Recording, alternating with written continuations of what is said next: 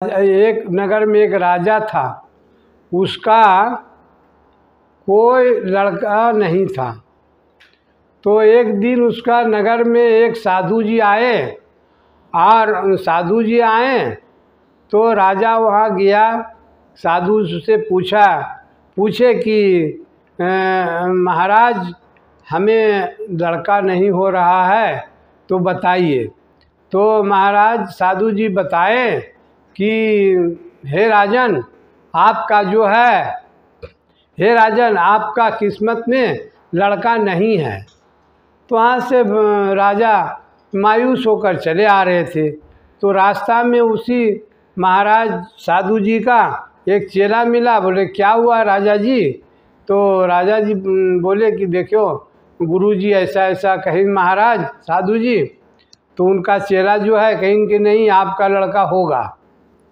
तो लड़का जब साधु जी के पास गया अपने गुरु जी के पास तो कहीं गुरु जी कि तुम क्या कहा राजा को?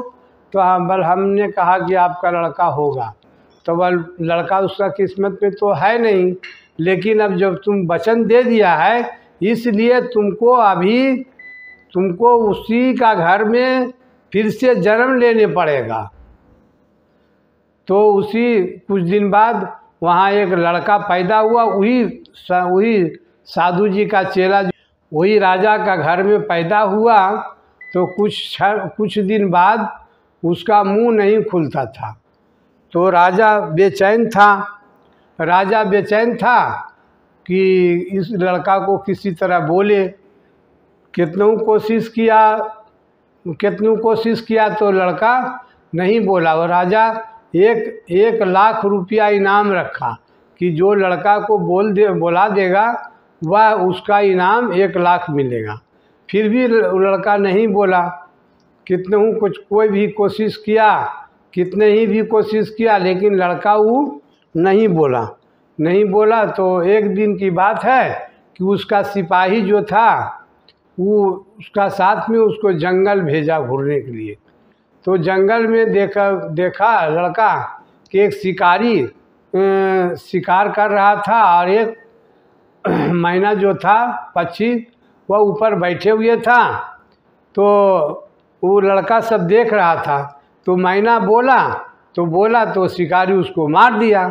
उस पर नज़र चला गया तो मार दिया। तो वही लड़का बोल देता है कि बोला तो मारा ना।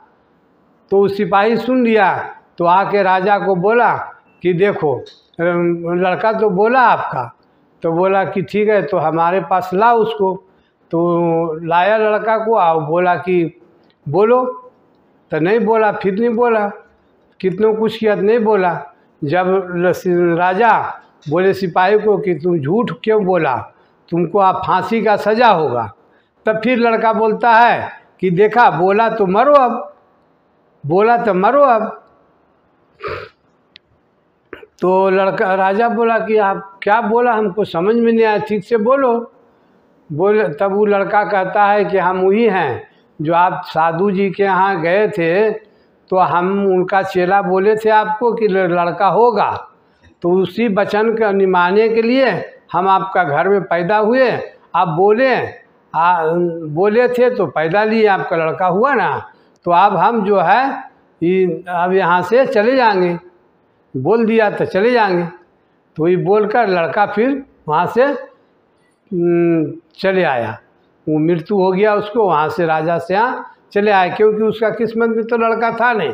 लेकिन जब वो वचन दे दिया था तो साधु जी कहीं कि उसका घर में पैदा होने होगा, वचन निभा दिया और वहाँ से फिर चल दिया।